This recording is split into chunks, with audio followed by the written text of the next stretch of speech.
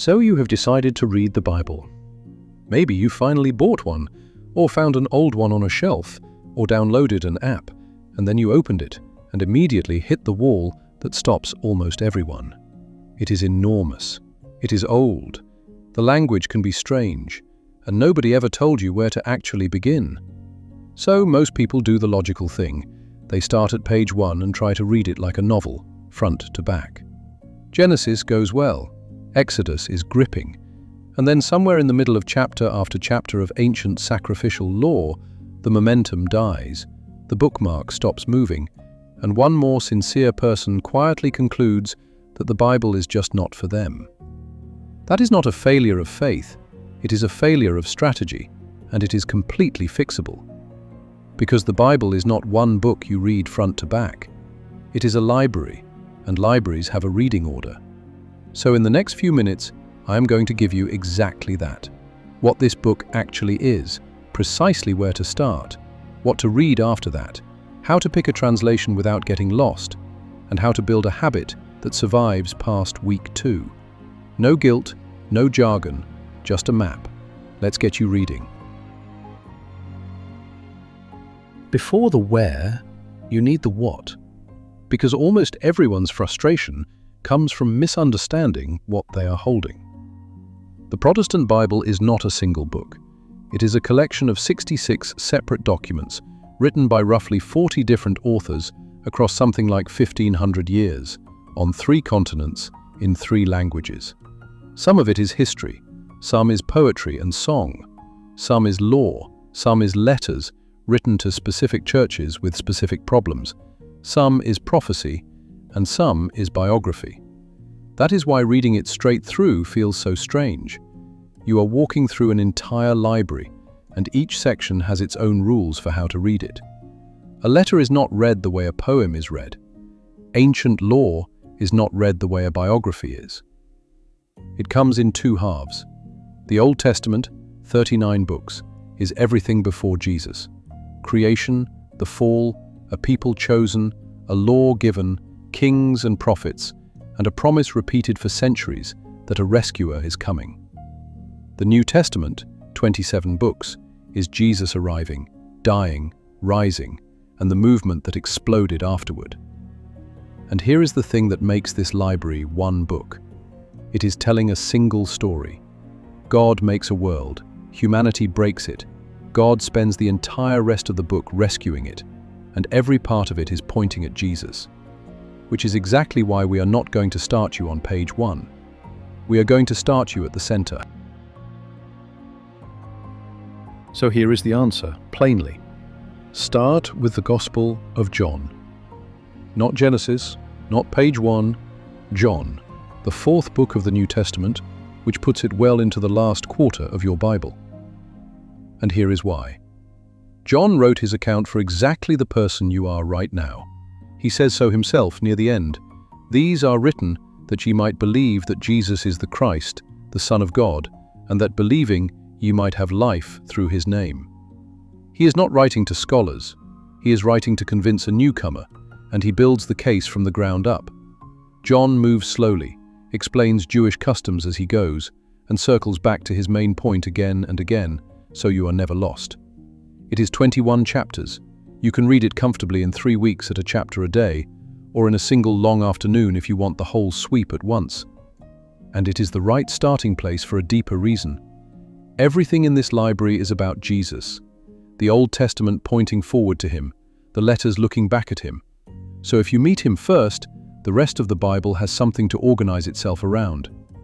Start anywhere else, and you are collecting puzzle pieces with no picture on the box. Start with John, and you get the picture first. Then everything else has somewhere to fit. So you have finished John. Now what? Here is a reading order that has worked for generations of new readers, and it builds on itself deliberately. Second, read Mark. It is the shortest of the 4 Gospels and the fastest moving. The same story you just read in John, told from a completely different angle, which is exactly how you learn to read the Gospels. Third, read Acts. It picks up the moment John and Mark leave off and tells you what happened next. the church starting, spreading, and running headfirst into the world. It reads like a travel adventure, and it is the bridge between the Gospels and the letters, so those letters will suddenly make sense. Fourth, start on the letters, but do not start with the hardest one. Begin with Philippians and Ephesians, short and warm and intensely practical, then work up to Romans, which is magnificent and dense and much better with some mileage behind you. Fifth, dip into the Psalms and Proverbs, not front to back, but a psalm a day alongside whatever else you are reading. The Psalms teach you how to pray, and Proverbs is plain wisdom for ordinary life.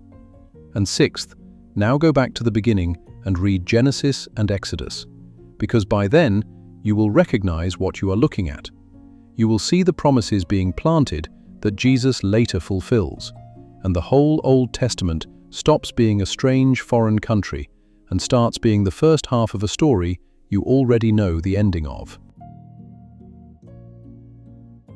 Now the question that quietly paralyzes a lot of new readers, standing in front of a shelf of Bibles that all say something slightly different. Which translation should I use? Here is what is actually going on. The Bible was written in Hebrew, Aramaic, and Greek, so unless you read those, you are reading a translation. And every translation sits somewhere on a spectrum. On one end are word-for-word translations, which stay tight to the original wording and are excellent for careful study, though the English can feel formal. On the other end are thought-for-thought translations, which aim to carry the meaning of a phrase into natural modern English, easier to read quickly, slightly further from the literal words. Neither end is cheating, they are different tools. So here is the practical advice, and it is simpler than the debate suggests. Pick a well-established translation you can actually understand, and start reading it. A Bible you comprehend and finish beats a more prestigious one you abandon in frustration. And to take the guesswork out of it, here are 3 solid choices, laid out from the richest and most demanding down to the easiest to read, so that one of them fits wherever you happen to be starting from. First, the King James Version, published in 1611, the translation we read here on this channel. It is beautiful. It is woven deeper into the English language than any other Bible, and its rhythms are worth learning by heart. But I will be honest with you.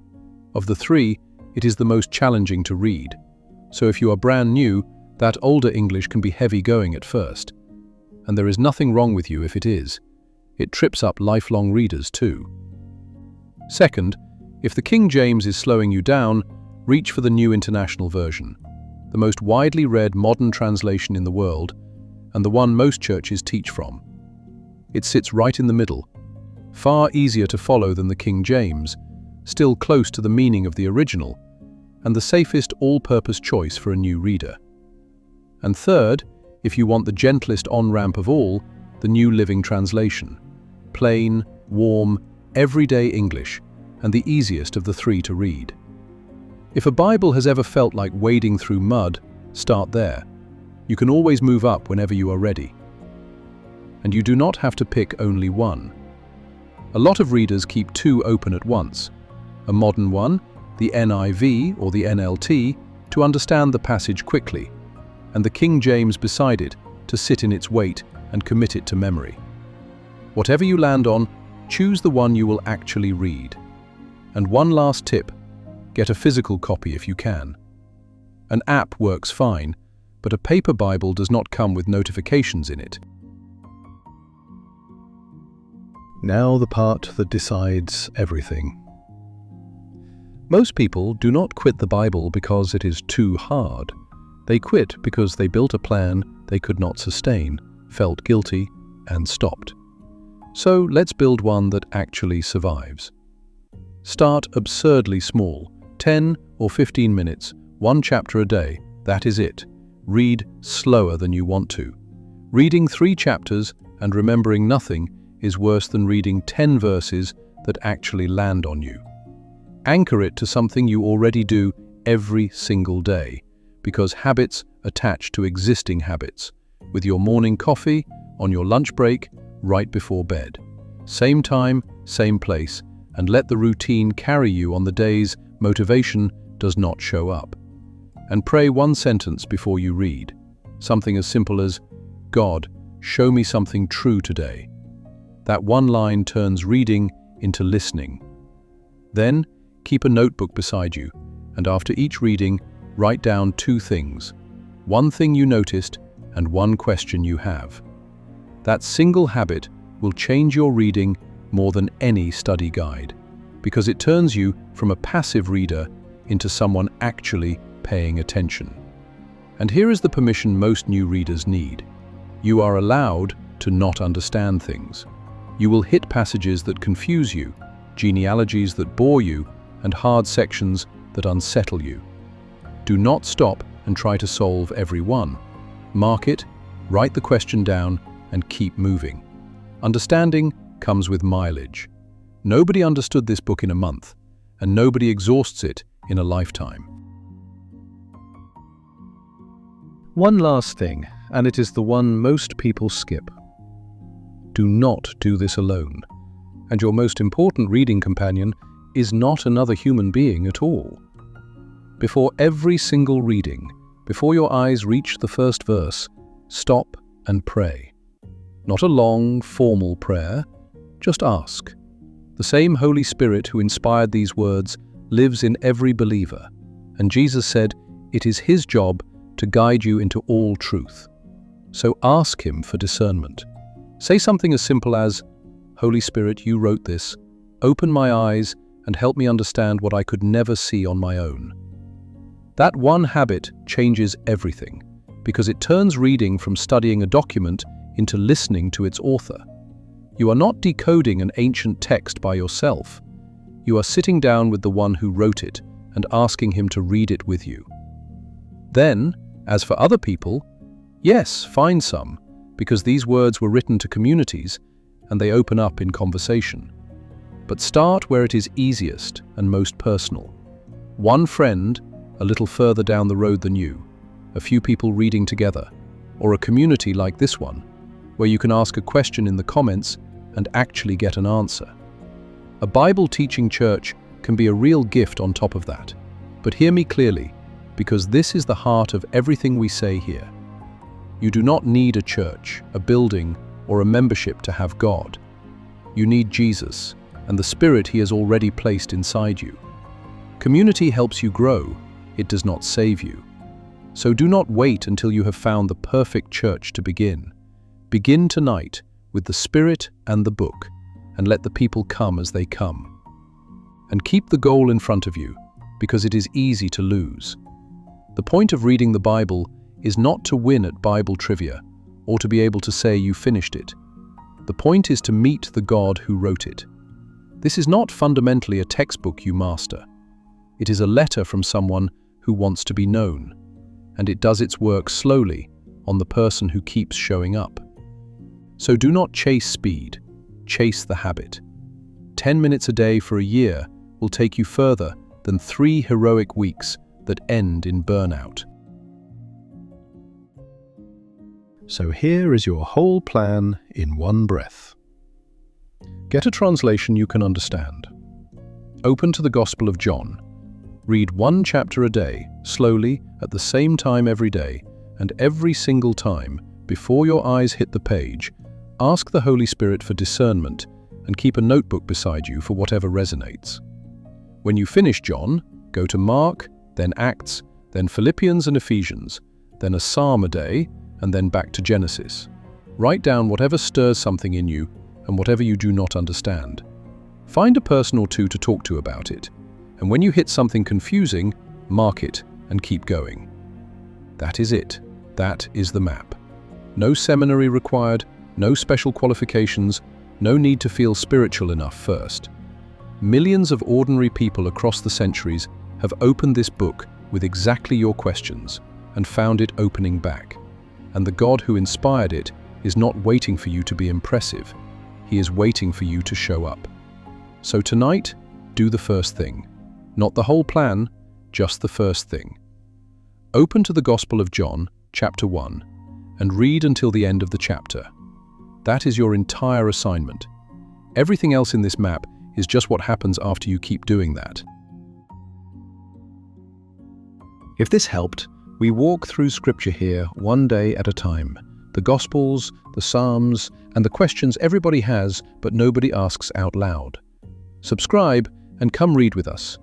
And leave a comment telling me where you are starting tonight, so I can pray for you as you begin. Keep seeking, and you will find.